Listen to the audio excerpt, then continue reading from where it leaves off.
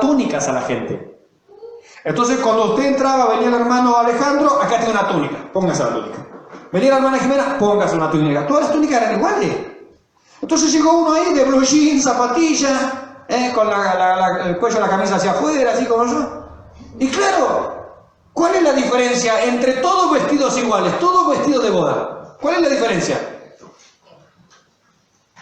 ¿Por qué este está así? Porque no entró por la puerta. Porque si hubiera entrado por la puerta se le daba su túnica. ¿O él no fue invitado también? También estaba invitado. Menso, hubiera entrado por la puerta, le daban la túnica si era gratis. ¿Pero qué hizo ahí? El muy menso se coló por la ventana, entró por algún lugar. Ah, yo quiero entrar de mi manera, de mi forma. No, señor. O entra por la puerta y le damos la túnica blanca, porque acá lo único que van a resaltar distintos son los novios. Ah, ¿se entiende la parábola? Entonces, son muchos los llamados, son muchos los cletos, pocos los ecletoi, es decir, son muchos o todos los que yo he invitado, pero alguno no está invitado. ¿Por qué no está invitado? Porque no quiso entrar por la puerta. Y la puerta, en términos espirituales, ¿quién es? Es decir, usted va a entrar al cielo, va a entrar a las bodas del Cordero, va a entrar a la presencia del Señor por Cristo o no entra. Si este sujeto hubiera dado la vuelta y hubiera entrado por la puerta, ¿Dios lo habría dejado? O el rey, en este caso, ¿lo habría dejado? Ah, listo, está claro. Mi hermana Paulina, no sé si estamos respondiendo su pregunta. No sé cuál era la pregunta. Si quiere me la hace de nuevo ahora en base a esto. Entonces, son muchos los convidados, pero pocos vinieron al convite. Es un juego de palabras. Es como que yo salga ahí afuera con un megáfono ahora. Queridos vecinos de Laja, los invitamos a todos para el culto de esta tarde a las 7. ¿A las 7 es hoy? A las 7 de la tarde están todos cordialmente invitados. Es nuestro deseo y el deseo de Dios que ustedes vengan. ¿A cuánto inviten? A todos. Pero resulta que nosotros mientras estábamos en el culto ahí alabando al Señor y con panderos y con cántico y con danza, había uno en la cocina que se estaba robando, no sé, las cosas. ¿Y este por dónde entró? ¿Lo dejamos estar en el culto? No, váyase, llamamos a la policía. Porque no entró como corresponde. En el reino de los cielos se entra por la puerta, por Jesucristo, y se le da una túnica blanca, por eso dice vestido de boda, o no entra. Ese es el punto. Si este sujeto, este pobre menso, hubiera entrado como corresponde, Dios lo habría dejado. ¿Por qué? Porque estaban todos invitados. Pero entre de la manera que yo le digo. Ese es el fin, el propósito de la parábola. El propósito de la parábola no es que nosotros hemos hecho énfasis tanto en esto que nos olvidamos de todo esto. El que entra como corresponde, se queda. Y hubiera estado ahí adentro, tranquilo. ¿Cómo está, hermano Jarito? Uy, qué lindo que le queda esa túnica. ¿Cómo está usted? Y comamos chanchitos allá, y comamos esto, disfrutando de la boda, pues sí, estaba invitado todo. Si el rey tenía dispuesto para todo o no, o él dijo no, está todo dispuesto para todo, menos para uno.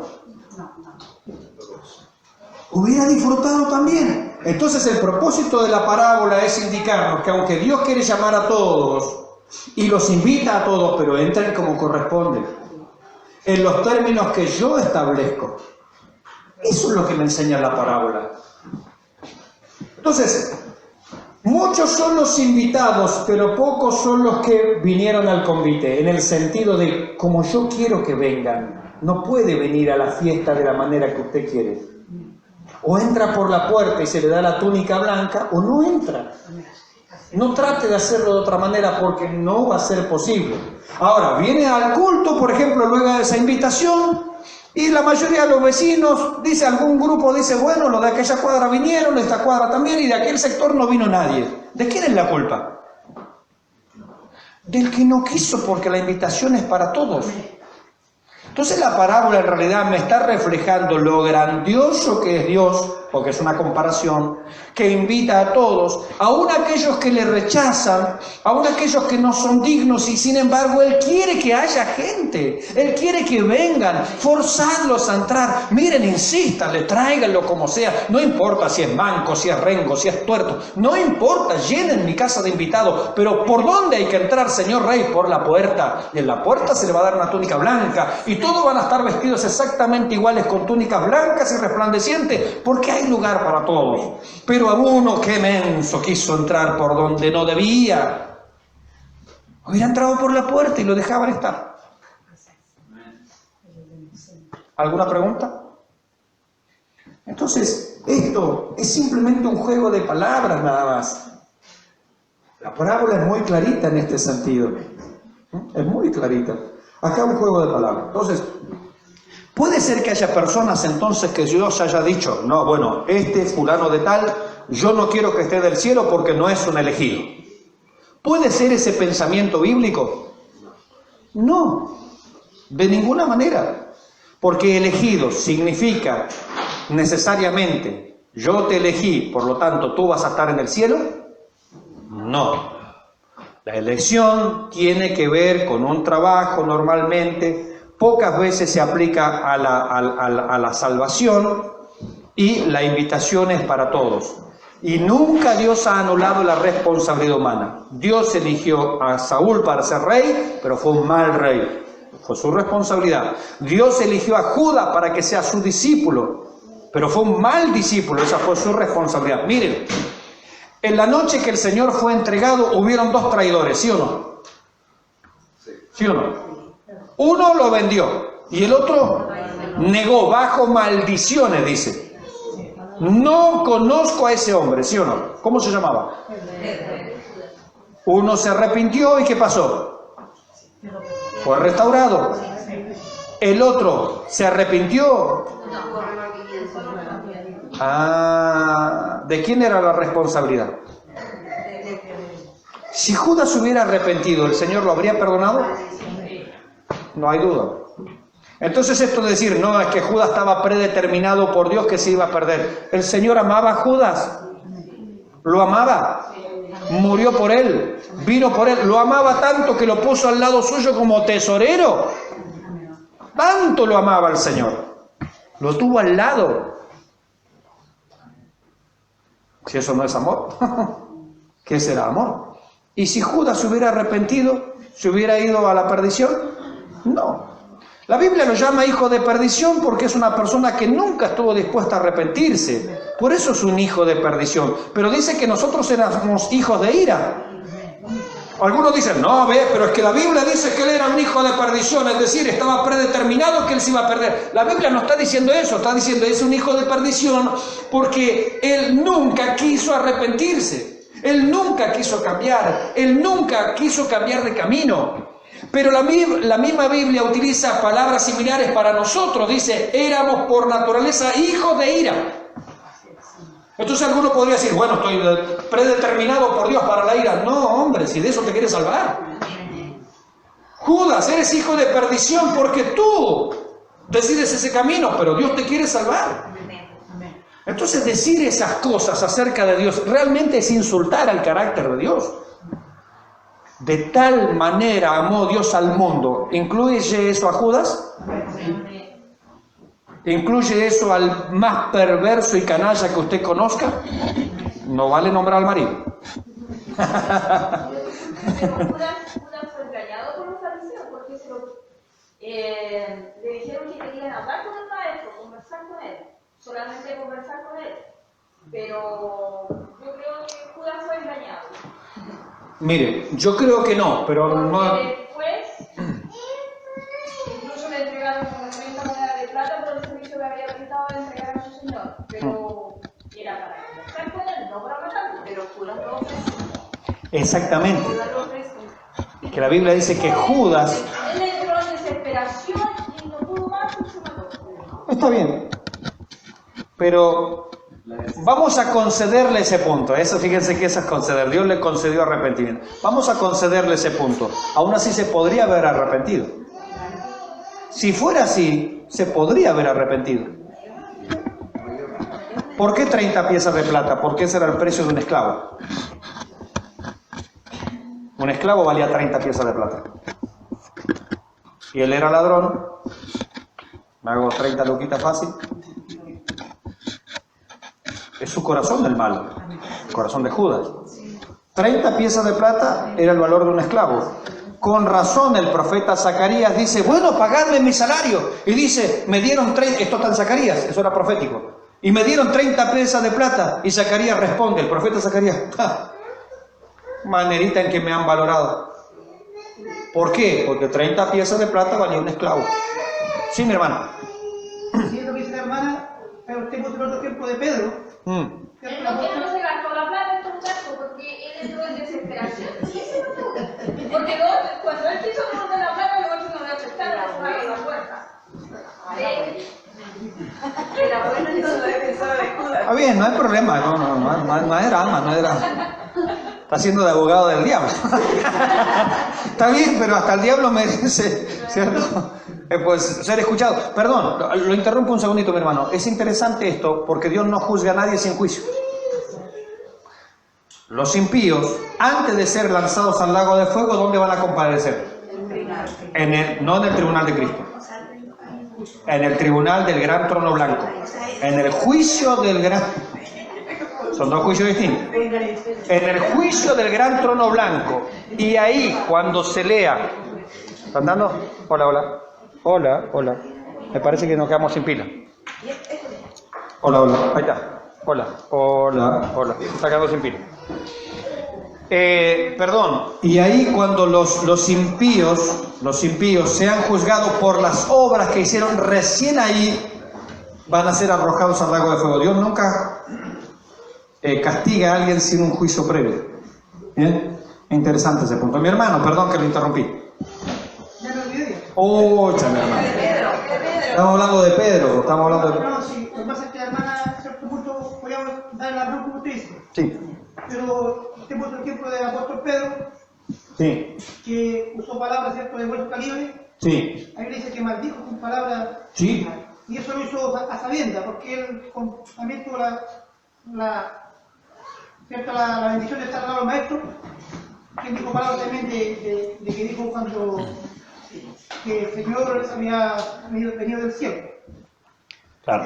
Cuando Pedro dice todo eso, pues se arrepiente, ¿cierto? Sí. Y vuelve sí, y llora amargamente esa escritura. Sí. Entonces ese lloro es porque sale del alma. Claro. Y Dios lo restaura y nunca le recrimina porque lo negó. Nunca le recrimina al Señor porque dijo palabras de hueso calibre, sino que le vuelve a poner la vestidura y lo coloca en la posición que Cristo le llama. Claro, lo restaura. Entonces, Lo restaura. Para terminar la idea, Judas tiene la misma opción. Yo creo que sí. Entonces, como dice la hermana, que fue engañado, pero él sabiendo lo que estaba haciendo. Como dice la hermana acá adelante, él decidió entregar al maestro. Mire, hay otra persona que también fue engañada y fue restaurada, Eva. ¿O no fue engañada por el mismo Satanás? No por los fariseos. Por el mismo Satanás fue engañada. Ahora, ella trata y él tratan de arreglar el problema a la manera de ellos, con hojas de higuera. ¿Qué hizo Dios para tapar su desnudez? Sacrificio de animales. Ahí está el primer sacrificio del cordero. Y con la piel de ellos les dio para que se vistan la túnica. Ahora, cuando Dios los mira, los ve con piel de oveja, con piel de cordero. No, está bien. Para nosotros es una mala connotación, pero nosotros estamos vestidos de Cristo. Estamos vestidos de cordero. Nosotros le hemos dado una connotación negativa.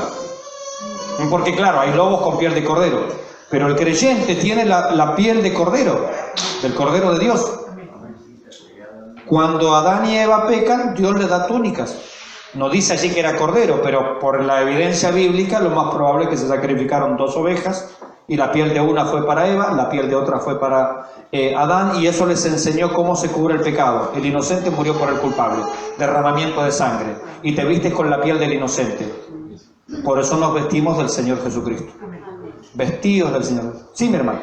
Pedro humanamente le dijo al maestro que nunca lo iba a negar y que siempre iba a dar la cara por él. Pero el maestro Jesucristo sabía que lo iba a negar. Sí. Porque Pedro humanamente no sabía que por el camino del tiempo se iba a ver enfrentado en situaciones entre la espada y la pared, digamos, o dijo, o es mi pellejo o el pellejo de Jesucristo, una cosa así. Entonces ahí lo dijo porque ahí obró humanamente, como todo humano. Sí. Pero Jesucristo ya sabía que lo iba a negar porque él era... Por supuesto, y sabía que Judas lo iba a traicionar. También. Sí, por eso no está en duda. Dios lo conoce y lo sabe todo, pero no quita la responsabilidad del hombre nunca. Y si el hombre se arrepiente, Dios lo perdona. Eso es lo importante. ¿O acaso nosotros como cristianos no nos hemos equivocado? ¿Y nos ha perdonado? Listo. Lo mismo era para Pedro, para Judas y para cualquier persona. El punto aquí, mis hermanos, es que no podemos pensar que hay gente predeterminada ya para la condenación, porque bueno, ahí él era el hijo de la condenación. No, no. Él era el hijo de la condenación desde el punto de vista en que él nunca quiso arrepentirse. Y eso Dios lo sabía. A ver, no es que yo te condeno, pero te conozco, sé lo que vas a hacer y sé que no te vas a arrepentir. Aún así, te llamo para que seas mi discípulo, para que estés conmigo, te pongo al lado mío como mi tesorero. Cuando uno le da el cargo de tesorero a alguien es porque confía en esa persona, ¿sí o no? ¿O no, mi pastor? Es decir, si usted tiene duda de la persona, no la pone tesorero, ¿no? Claro. Por eso digo, la gracia y la misericordia del Señor para con Judas. Entonces no podemos pensar que él estaba predeterminado para el infierno. No era así.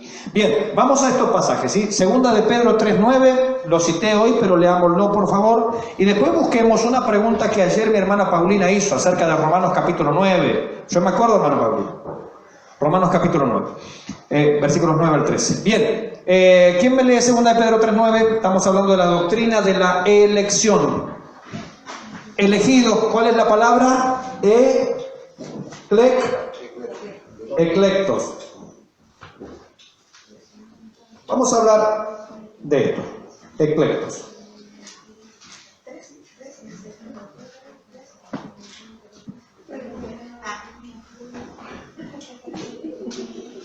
Sí. Sí. El Señor no retarda su promesa, según algunos la tienen por tardanza, sino que es paciente para con nosotros, no queriendo que ninguno perezca, sino que todos procedan al arrepentimiento.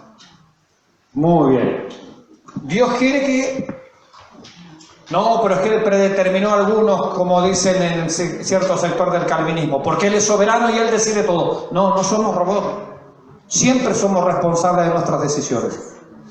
Que Dios sabe las decisiones que vamos a tomar, bueno, sí, Él las sabe porque es Dios, pero eso no lo hace a Él culpable. Yo anoche les contaba, por ejemplo, la película Titanic, una parte, ¿sí? Pregunto yo, ¿ustedes saben que el Titanic se hunde si empieza la película? Vamos a suponer que ponemos la película ahora acá. ¿Cuántos saben que el Titanic se hunde? Levante la mano. Ahora, ¿eso los hace culpables a ustedes que se hunda? No, ustedes saben lo que va a pasar. Pero son las malas decisiones del capitán, las malas decisiones de los marineros. Por culpa de ellos se hundió. Ahora ustedes saben que hay un iceberg delante. Ese es el punto de vista divino. Él sabe todo lo que va a suceder, pero Él no es responsable. Usted tomó las malas decisiones. Usted tomó las malas cosas. Entonces Dios, habiendo visto la película de la humanidad, dice, mire, yo sé quién va a estar en el cielo, pero no es porque yo los elegí para eso. Yo los invito a todos, pero sé que algunos lamentablemente por su corazón duro atesoran para sí mismos, dice Pablo, ira para el día de la ira. Por su corazón duro. Dios dice, yo te voy a invitar 100 veces, pero sé que lamentablemente no vas a venir. ¿Por qué? Porque tu corazón es duro. Yo lo conozco. ¿Se dan cuenta?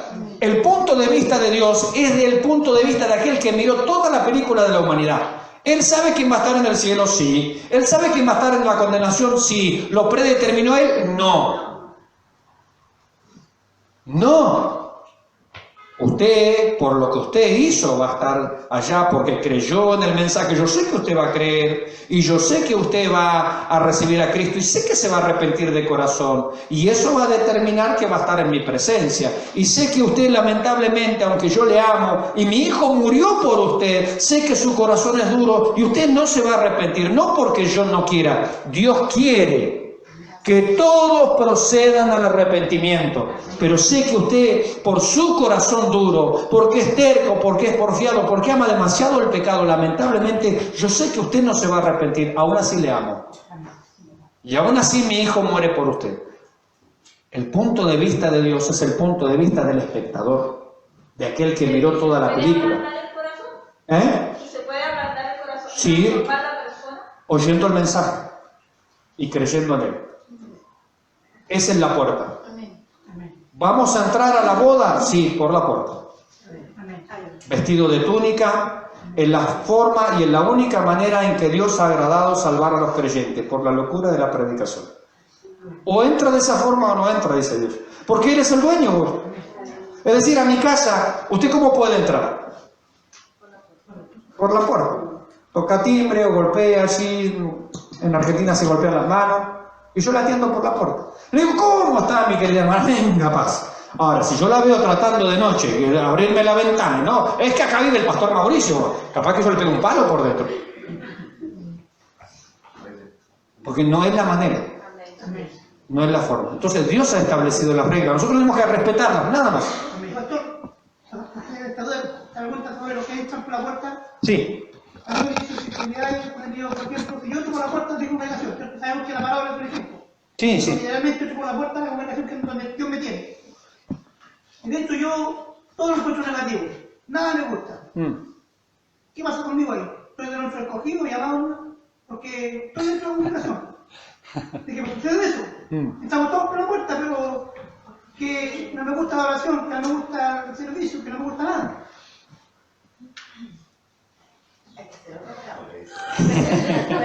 Primero, recuerden que es una parábola. Por eso aclaramos eso. Son parábolas nomás. Bien. Ahora usted me está presentando un problema de la realidad de alguna gente que viene a los templos o viene a los cultos y no le gusta nada dentro del culto. Bueno, mi respuesta es que en realidad no han entrado al reino de los cielos, entraron a un templo. Porque cuando yo en verdad entro al reino de los cielos, la gente allí es maravillosa. La gente allí es preciosa, han sido lavados con la sangre del Cordero. El Espíritu Santo está en mí, me ha hecho una nueva criatura. Se ha predicado que en los templos hay puro trigo, no hay cizaña. No, hay de todo, en los templos hay de todo. Hay cizaña, hay papa, hay tomate, hay rabanito.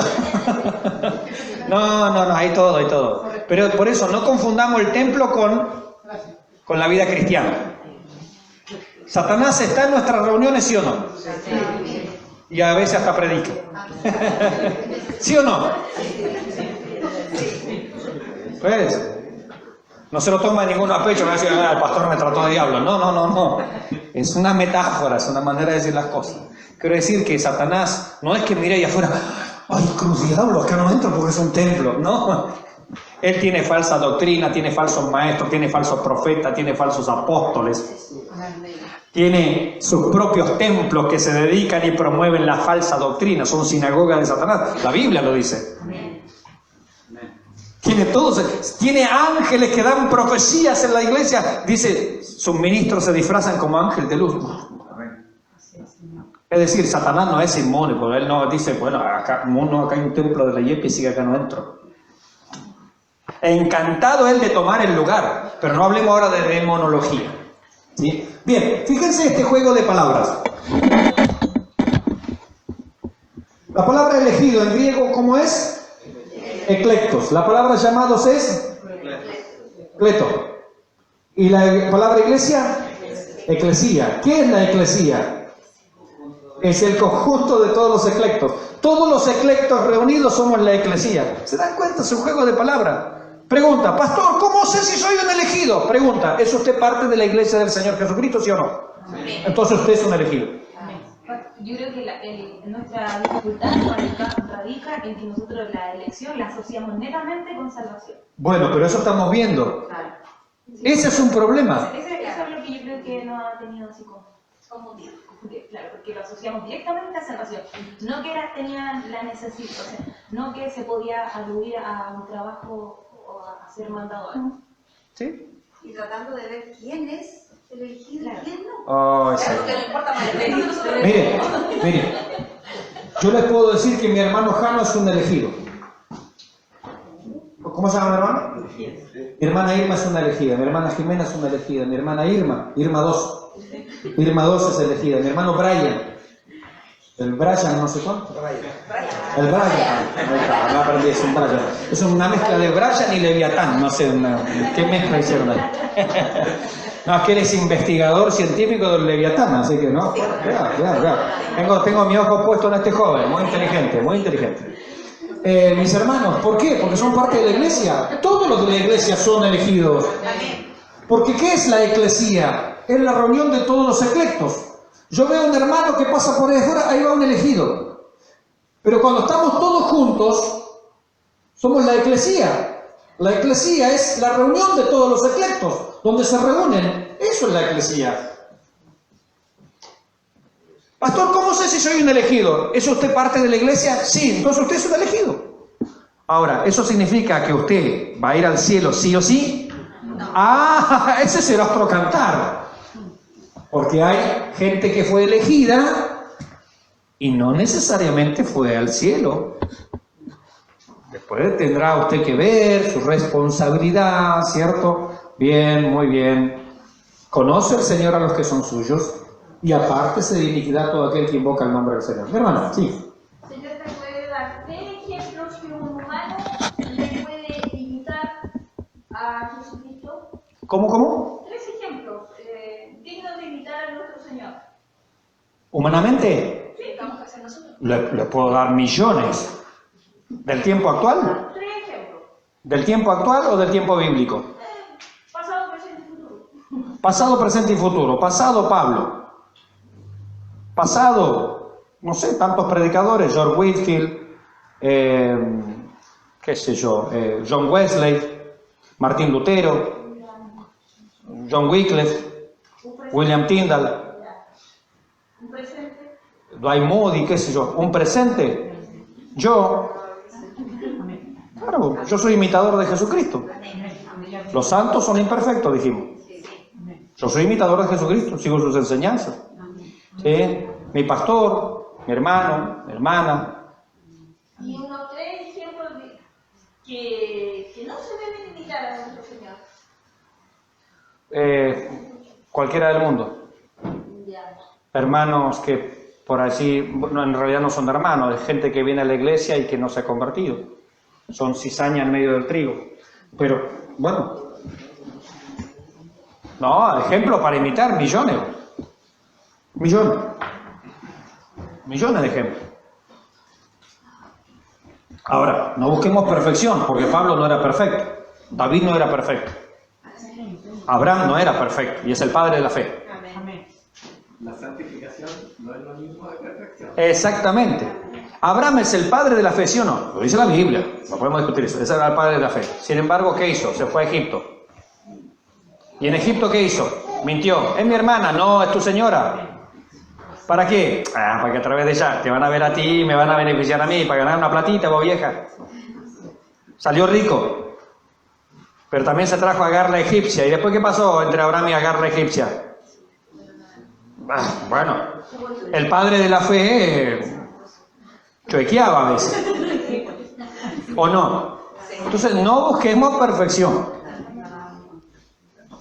No busquemos. Aún el padre de la fe era medio chuequito. Por ahí, no. La Biblia dice que Lot era justo, ¿sí o no? Lo dice Pedro. Este justo afligía cada día su alma, sí, pero cuando vinieron los sodomitas a golpear la puerta, ¿quiénes son esos varones que te entraron a tu casa? Los queremos conocer. Conocer es tener relación sexual con ellos. Eran homosexuales. ¿Sí? Está claro. Es un eufemismo, pero ellos querían tener relaciones sexuales. No queremos conocer. A ver cómo está. Hola, yo soy fulanito. No. Era perversión absoluta. Bien. ¿Qué le dijo Lot esa noche? Tengo 2 hijas que no han conocido varón, se las saco a usted y hagan con ellas lo que quieran. Uy, qué justo que es.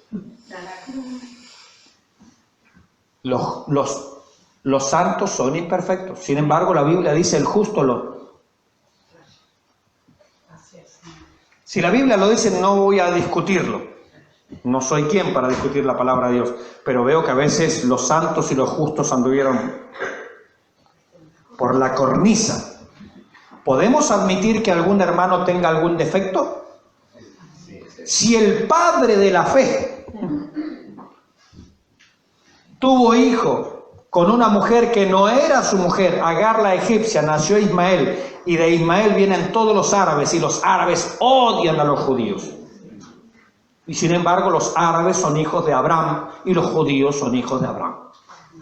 Bueno, entonces admitamos también, hermanos, por eso la Escritura también nos llama, Pablo en las cartas nos llama, si alguno tuviere queja contra otro, así como Cristo os perdonó, también perdonó al hermano, si el hermano también se equivoca, ¿qué le va a hacer? Y cuando mi hermano usted vea un defecto en mí, perdóneme también. Perdóneme, no busque la perfección en sus hermanos, busque la perfección en Cristo. A ver, cuando Pablo en Efesios capítulo 4, pasaje muy importante, lo cité varias veces en esta visita, Efesios capítulo 4, dice, hasta que todos lleguemos a la estatura de la plenitud ¿de quién? Del pastor Rubén, dice ahí, del hermano Brian, del hermano Janito, y es un poco alto, pero no, hasta la estatura de Cristo, es decir, cuando ¿vieron como los niños que se miden así, a ver cuánto crecí, dice la leíto, ay, ¿cuánto crecí? Bueno, Dios me dice, mídete. Pero ¿hasta dónde tengo que llegar, pastor? Hasta la estatura de Cristo. Me callo entonces. Ahora, si yo me ando midiendo con los hermanos, voy a decir, yo soy más alto que la hermana Irma. Mire la hermana Irma dónde me llega. Pero Pablo dice que la medida es Cristo. Mídase con Cristo. Cuando yo me mido con Cristo, no me quedan ganas de criticar a nadie. Esa es la actitud. Esa es la postura. Mídase con Cristo, me mido con Cristo. Ahora si me voy a medir con los hermanos, yo me miro, por ejemplo, con la hermana Paulina, yo como pastor, yo sé mucho más que la Paulina. Me mido con Cristo, ¿cuánto sabe él? No tengo nada que hablar. Nada. Me hace agachar la cabeza, el Señor me falta todavía. Y Pablo tiene esta actitud, hermanos, yo mismo no pretendo haberlo alcanzado. Qué humildad, ¿no? Hermanos, estudiar las cartas de Pablo te quema las neuronas. Y él dice con esa tremenda, mire, tal es la sabiduría de Pablo que Pedro dice, según nuestro amado hermano Pablo, según la sabiduría que le ha sido dada, os ha escrito de estas cosas en casi todas sus cartas, en las cuales hay algunas cosas difíciles de entender. Paremos ahí. Pedro, tú eres discípulo del Señor. Si para ti es difícil entender a Pablo, ¿qué queda para mí?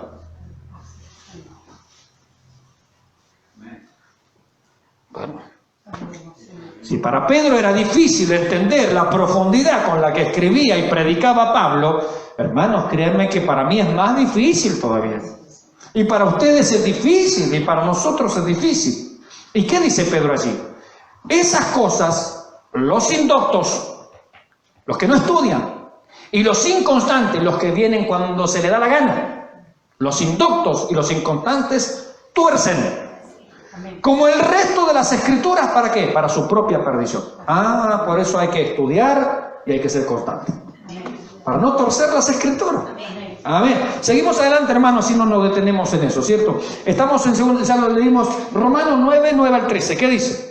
Hay un pasaje tan problemático, mi hermana Paulina, que usted nos citó ayer. ¿Qué dice? Vamos, a leerlo. Porque la palabra de la promesa es esta: por este tiempo vendré y Sara tendrá un hijo. Y no solo esto, sino también cuando Rebeca concibió de uno, de Isaac nuestro padre. Pues no habían aún nacido, ni habían hecho aún ni bien ni mal, para que el propósito de Dios conforme a la elección permaneciese, no por las obras, sino por el que llama. Se le dijo: el mayor servirá al menor, como está escrito: a Jacob amé, mas a Esaú aborrecí. Bien, acá viene el problema, ¿ve? El calvinismo diría, ven, el Dios soberano ama a este, así que este se va para el cielo, y a Esaú no, a Esaú lo aborrezco, así que Esaú seguro que se pierde. Ese es el pensamiento calvinista. Pero aquí nombró la palabra elección, ¿cierto? El propósito de Dios conforme a la elección. La pregunta es, ¿para qué lo eligió a Jacob? ¿El pasaje de qué está hablando? Lean aunque sea el título del capítulo 9. ¿Y qué es Israel? Nación.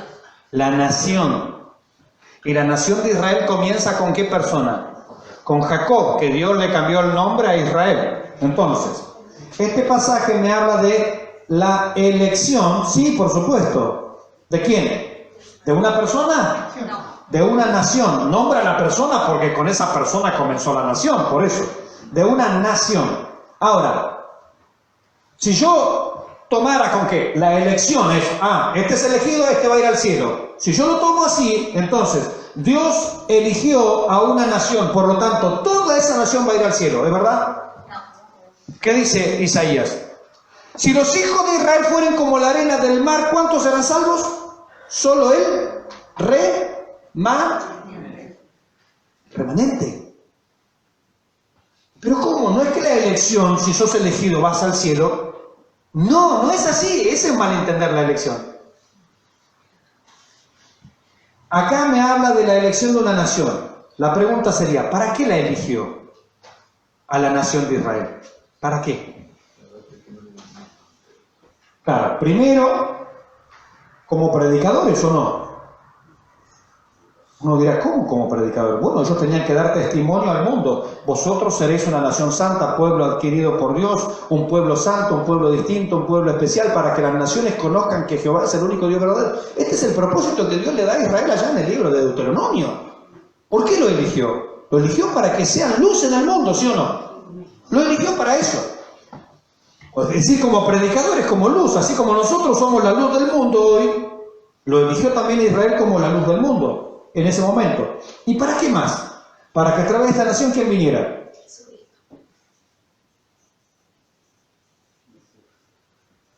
Jesucristo, por supuesto. Entonces acá lo está hablando otra vez, volvemos al principio. La elección, en algunos casos, muy poco tiene que ver con salvación. Casi siempre, o la mayoría de las veces, tiene que ver con tareas o trabajos. Dios eligió a la nación de Israel como predicadores, como la luz del mundo, como una nación que debería reflejar quién es el Dios verdadero. Y también lo eligió para que a través de la nación de Israel viniera el Mesías, viniera el Señor Jesucristo. De eso está hablando. Ahora dice, Jacob y Esaú. Pregunta, ¿de Jacob qué nación viene? Israel. ¿Y de Esaú?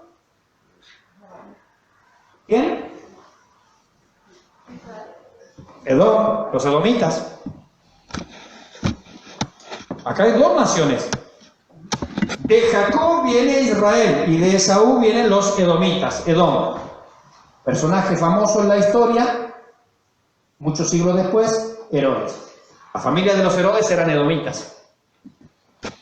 Por eso Herodes se enoja mucho y manda a matar a los niños, porque ha nacido el rey de los judíos. Él dice, yo soy el rey de los judíos. No, señor.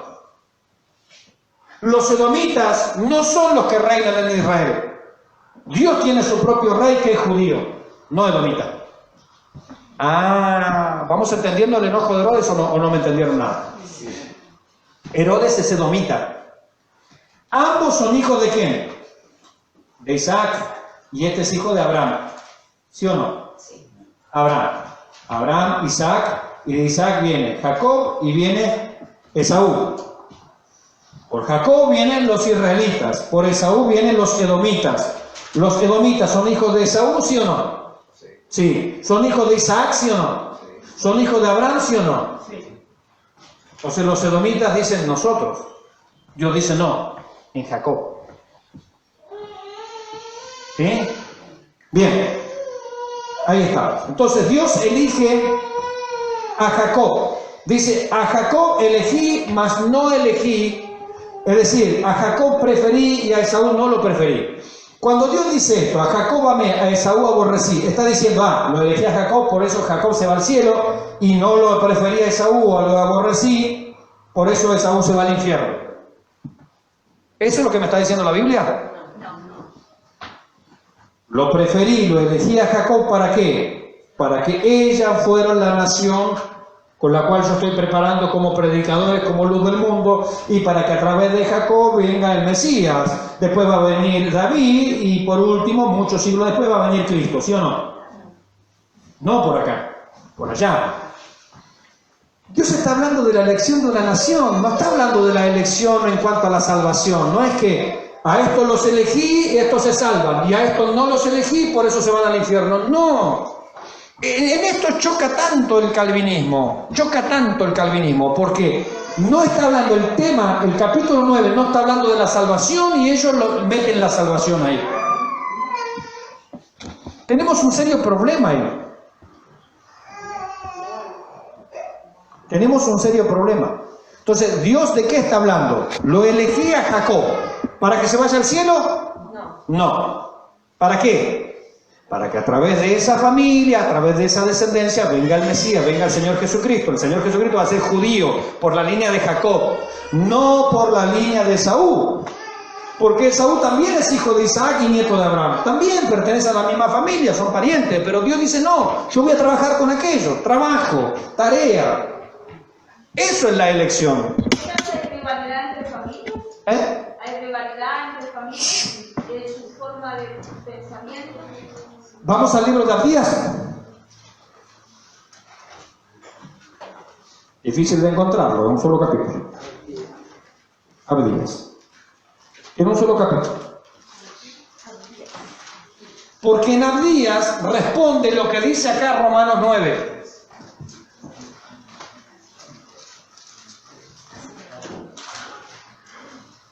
¿Quién me lo lee? Tiene un solo capítulo, así que comience a leer nomás ahí y yo le leo.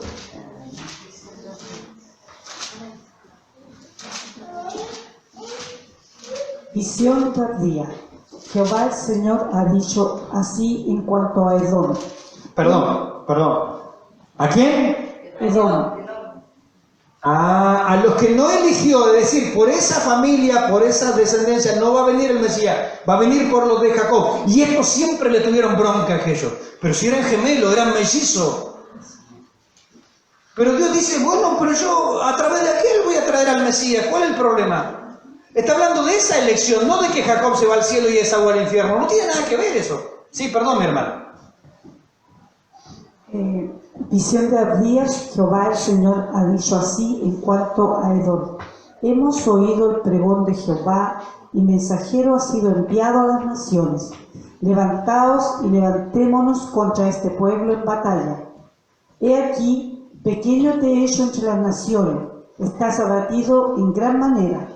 La soberbia de tu corazón te ha engañado. Tú que moras en las hendiduras de las peñas, en tu altísima morada que dices en tu corazón, ¿quién me derribará a tierra? Si te remontares como águila, y aunque entre las estrellas pusieres tu nido, de ahí te derribaré, dice Jehová. Si ladrones vinieran a ti, o robadores de noche, como ha sido destruido, ¿no hurtarían lo que les bastase? Si entraren a ti vendimiadores, ¿no dejarían algún rebusco? Como fueron escudriñadas las cosas de Esaú, sus tesoros escondidos fueron buscados. Todos tus aliados te han engañado, hasta los confines te hicieron llegar. Los que estaban en paz contigo prevalecieron contra ti. Los que comían tu pan pusieron lazo debajo de ti. No hay en ello entendimiento. ¿Digo? Sí. No haré que perezcan en aquel día, dice Jehová, los sabios de Edom y la prudencia del monte de Esaú, y tus valientes, oh Temán, serán amedrentados, porque todo hombre será cortado del monte de Esaú por el estrago. Por la injuria a tu hermano Jacob te cubrirá vergüenza, y serás cortado para siempre. El día que tú delante llevan extraños cautivos su ejército, y extraños entraban por sus puertas y echaban suerte sobre Jerusalén, tú también eres como uno de ellos.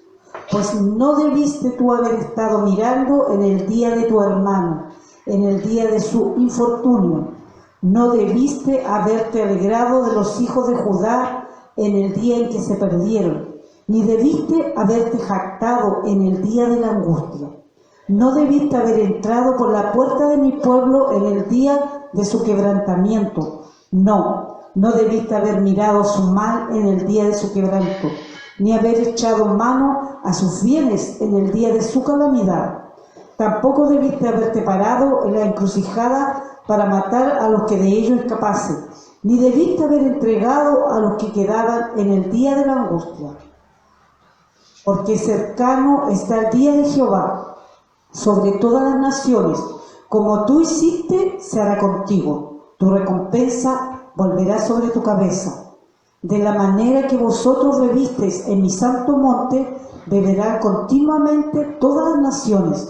Beberán y ergullirán y serán como si no hubieran sido. Mas en el monte de Sión habrá un remanente que se salve y será santo, y la casa de Jacob recuperará sus posesiones. La casa de Jacob será fuego, y la casa de José será llama, y la casa de Saúl estopa, y los quemarán y los consumirán. Ni aún resto quedará de la casa de Saúl, porque Jehová lo ha dicho. Amén. Hasta ahí nomás, quedan pocos versículos. Pero fíjense el odio que siempre los edomitas detuvieron a los israelitas. Y eran hermanos, eran parientes. Sin embargo, el enojo del Señor, hay otra profecía, creo que está en Isaías, dice, a Edom los llamarán territorio de impiedad. Territorio de impiedad, una nación contra la cual el Señor está airado para siempre, por esta situación. Porque ellos no soportaron que Dios trabaje con aquel y no conmigo. ¿No les suena esto parecido a muchas cosas? ¿Por qué lo pusieron a él en el coro y no a mí? ¿Por qué el Señor lo usa a aquel y no a mí? ¿Por qué? O sea que se vuelve a repetir el caso como en el caso de Caín y Abel, porque los dos hermanos nacieron de Adán y Eva y uno mató al otro. Sí, en ese sentido, sí. El corazón de uno fue agradado para Dios, pero el corazón del otro era soberbio, era malo. Exactamente, un problema del corazón. Acá también pasa lo mismo. Entonces, cuando la Biblia habla en Romanos de elección, no está hablando de salvación, está hablando de con quién yo voy a trabajar. ¿Acaso él no es libre de llamar, por ejemplo, dice, bueno, yo quiero que Jano sea pastor el día de mañana? ¿Puede hacerlo él? Y otro puede decir, ¿y por qué? Bueno, pero es que Dios lo decide así. Pero no está hablando de salvación. Ahora, Dios me pudo haber llamado de pastor a mí. Yo creo que Dios me llamó para el pastorado, me llamó para la enseñanza. Él me eligió para esto. Ahora, si yo lo hago bien o mal, es un tema del cual yo voy a dar cuenta. Entonces, la elección de Dios no significa cielo e infierno. La elección de Dios tiene que ver con un trabajo, con una tarea, con una responsabilidad. Si yo lo hago bien o mal es otra cosa. La elección acá en Romanos tiene que ver con que Dios eligió a Jacob, no a Esaú. Aunque hubo toda la vida problemas entre ellos y en la descendencia. De hecho, Jacob y Esaú al principio se odiaban. Esaú lo quería matar a Jacob, lo buscó para matarlo muchas veces. Después, al final de su vida, se amigaron. Pero entre los grupos que siguieron para abajo siempre se odiaron. Siempre se persiguieron. Entonces la elección de esta nación, la elección de Israel, es para que venga el Mesías nada más. Yo quiero trabajar con ellos, para que a través de ellos, para que mi hijo sea judío, no edomita. ¿Puede hacerlo Dios? Sí, porque Dios es soberano, en eso estamos de acuerdo. Pero eso no implica cielo o infierno, no implica la salvación. No implica que, porque a el calvinista, ¿qué va a decir? Ve, a Jacob amó, a Esaú aborrecí. Pero la Biblia no está diciendo que Jacob fue salvo y que Esaú se fue al infierno. No tiene nada que ver con eso. Estamos metiendo un tema que no está en la Biblia. No está hablando de salvación. Miren, volvemos a Romanos capítulo 9. Mi hermana lo dejó allí por el versículo número 13. Miren lo que dice ahora. Porque mi hermana Paulina dijo una pregunta ayer. ¿Qué pues diremos que hay injusticia? 14. ¿Qué pues diremos que hay injusticia en Dios? En ninguna manera, pues a Moisés dice, tendré misericordia del que yo tenga misericordia y me compadeceré del que yo me compadezca. Así que no depende del que quiere ni del que corre, sino de Dios que tiene misericordia, porque la Escritura dice a Faraón, para esto mismo te he levantado, para mostrar en ti mi poder y para que mi nombre sea anunciado por toda la tierra. Versículo 18, de manera que de quien quiere tiene misericordia y el que quiere endurecer, endurece. Y acá viene otra vez el problema. ¿Ven? Dios es soberano y Él puede endurecer un corazón, por lo tanto este se va al infierno. ¿Está hablando de eso el texto? No está hablando de eso. Entonces no metamos la salvación en un texto que no habla de salvación. ¿De qué está hablando? Acá está presentando dos casos. Dice, yo tendré misericordia del que quiera tener misericordia. ¿De dónde lo saca Pablo eso? Pues él está hablando de la elección de una nación para que a través de esa nación venga el Mesías. Ese es el punto, no la salvación. Si yo pierdo de vista eso, voy a hacer desastres. Desastre voy a hacer. Y eso es lo que a veces pasa en la teología, se hace desastre nada más. Bien, entonces, ¿de qué está hablando? Dice, yo tendré misericordia del que quiera tener misericordia. ¿Qué tiene en mente Pablo? Un pasaje del Antiguo Testamento en donde Dios, cansado de tanta queja de los israelitas, en el libro del Éxodo, si yo mal no recuerdo, después lo podemos buscar, no le quiero dar la cita ahora porque no me la acuerdo de memoria. Pero el tema es así, cuando Dios dice esa frase, pasaba esto. Dios hizo cuántos milagros para sacar al pueblo de Israel de Egipto, un montón. Y luego que lo sacó, ¿cuántos hizo? Otro montón más. Y llega en un momento en que la gente comienza a murmurar, ¿está Dios entre nosotros o no? Y Moisés agarra a palo en la roca, ¿se acuerdan? Sí. Y Dios se enojó. Se enojó con Moisés y se enojó con el pueblo. Y el Salmo 95 dice, me provocaron. Me provocaste esa ira, porque comenzaron a preguntar, ¿está Dios entre nosotros sí o no? Bueno, ya está. Entonces Dios dice, basta, se terminó la cuestión. Los mayores de 20 años no entran a la tierra prometida. Los menores de 20 entran a la tierra prometida. Entonces la respuesta de Dios es, yo tengo misericordia del que quiero tener misericordia. ¿Por qué tuvo misericordia y los dejó entrar a la tierra prometida? Primero, ¿la tierra prometida es el cielo? No, no está hablando del cielo, está hablando de la tierra prometida. Y de estos, no misericordia. Ahora pensemos. De esto lo está tomando Pablo cuando cita ese texto, ese pasaje. ¿Qué dice Dios? Los que salieron de Egipto me tienen harto, me tienen cansado ya, no creen, son problemáticos, ya hace tanto tiempo que hago milagros y no creen. Entonces, ¿qué dice Dios? Basta, ustedes no entran, se terminó la cuestión. No voy a tener más misericordia. ¿Había tenido misericordia de ellos, sí o no? Ahora les dice, no la tendré más, basta, se terminó. Ahora, los menores de 20, ¿qué son? Niños y jovencitos. Dios dice, estos entran. Es un Dios arbitrario que dice, yo de alguno que quiera, de este voy a tener misericordia, así que este va para el cielo. Y de esta no voy a tener misericordia, así que esta se va a perder. ¿El texto de Romanos está hablando de eso? No, está hablando de este episodio. Entonces, los mayores de 20 años, ¿qué pasó? Empezaron a dar vueltas en el desierto, ¿hasta qué? Hasta que murieron, 40 años estuvieron en el desierto dando vueltas. ¿Nadie entró a la tierra prometida? Sí, los menores de 20. Los niños entraron a la tierra prometida, los jovencitos entraron a la tierra prometida y todos llegaron a la tierra prometida. Mayores de 20, ¿cuántos entraron a la tierra prometida? Dos. ¿Se llamaban? ¿Por qué? Porque le creyeron. El que cree entra. El que no cree no entra. Ahora, ¿Dios había tenido misericordia de todo esto, sí o no? Sí, si nos sacó a todos. ¿Los quería llevar a toda la tierra prometida? Sí. ¿Por qué no llegaron? Por incrédulo, por porfiado, por contradictores, por vagar, exactamente, la Biblia utiliza esa palabra, vagar en su mente. Nunca hay disposición en su corazón. El problema fue de ellos, no de Dios. Pero ciertos sectores de teología dicen, ven, Dios puede decidir soberanamente de este sí, de este no. No. Eso no es entender la Biblia. Es no entender ni siquiera la historia bíblica. Entraron a la tierra prometida, ¿quiénes? Los inocentes. Es decir, mi papá fue un porfiado, pero yo no. Entonces tu papá dio vuelta en el desierto hasta que se murió de viejito. Aún así, su calzado no se envejeció, dice. Y su ropa no se... igualmente Él tiene misericordia a pesar de... Esta misericordia está referida a si van a llegar o no van a llegar a la tierra prometida, que no era el cielo. Así que no está diciendo, de esto van al cielo y estos se van al infierno. No tiene nada que ver porque el pasaje no está hablando de la salvación.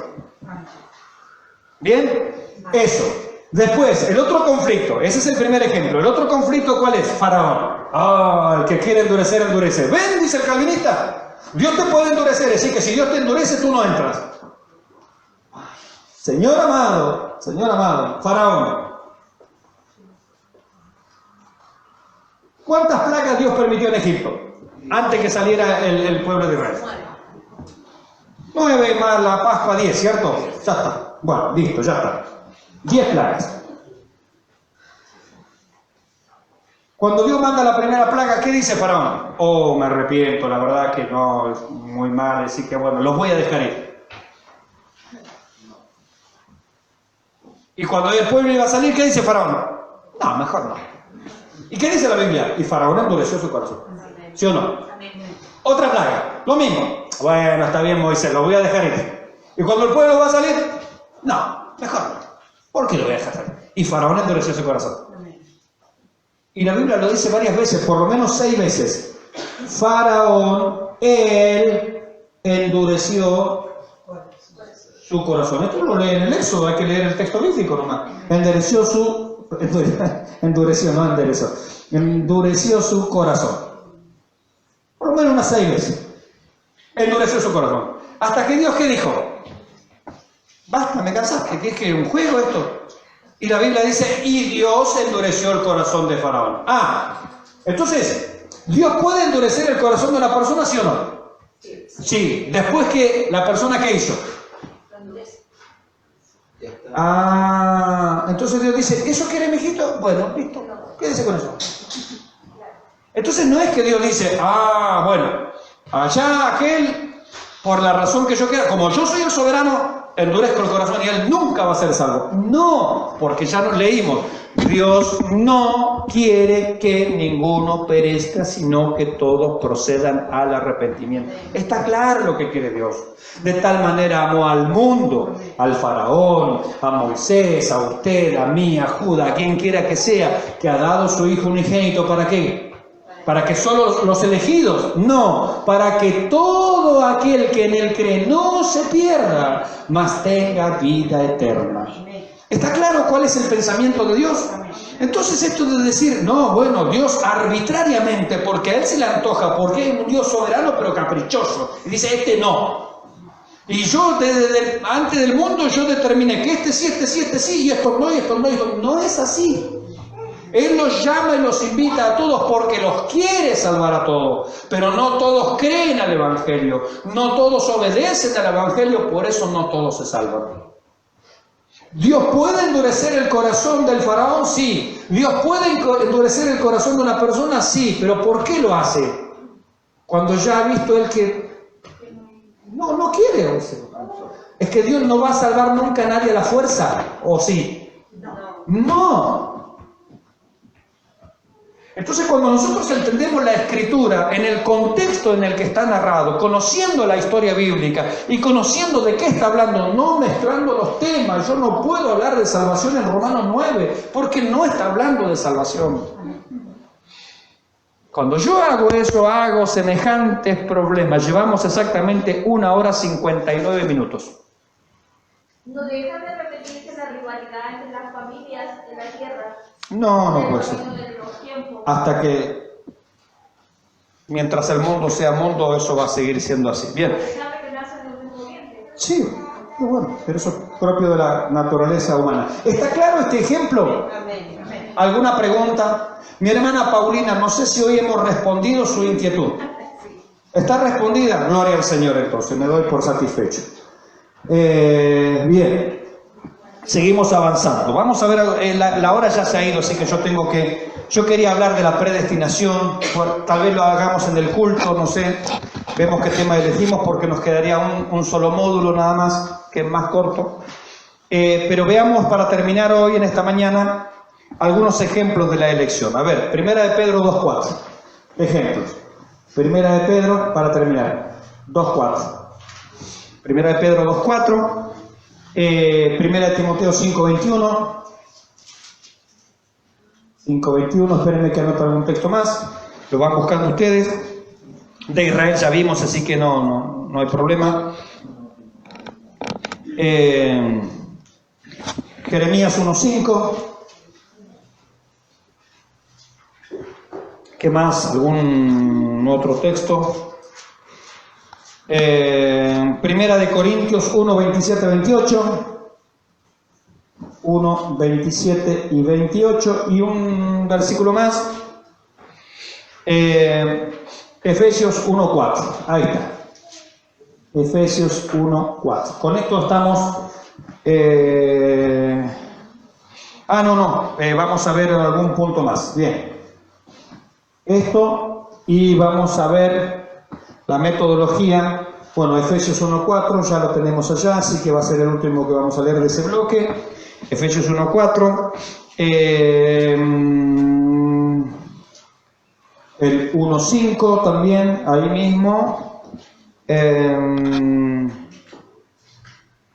Nada, eso nada más. Listo, con eso terminamos. Sí, con eso terminaríamos. Listo, ya está. O sea que este versículo lo hacemos un poquito más amplio hasta el 5, nada, porque es lo mismo. Ya está. Bien, ¿quién tiene para terminar? Primera de Pedro 2.4. Acercándonos a Él, piedra viva, desechada ciertamente por los hombres, más para Dios, escogida y preciosa. ¿Quién es escogido acá? Cristo. Cristo es escogido, según ese texto. Bien. ¿Elegido para qué? ¿Fue elegido para que se vaya al cielo? No. Fue elegido para un trabajo, para una actividad, y Él lo hizo perfecto, por supuesto. Bien. Bueno, 1 Timoteo 5.21. Te encarezco delante de Dios y del Señor Jesucristo y de sus ángeles escogidos, que guardes estas cosas sin perjuicio, no haciendo nada con parcialidad. Amén. Acá dice que algunos ángeles, ¿no? Que son escogidos también. Dios los escogió para un determinado trabajo. Bueno, algunos ángeles, otros ángeles también Dios los había escogido para un trabajo, pero ellos se rebelaron y ahora son demonios. También eran escogidos, ¿o no?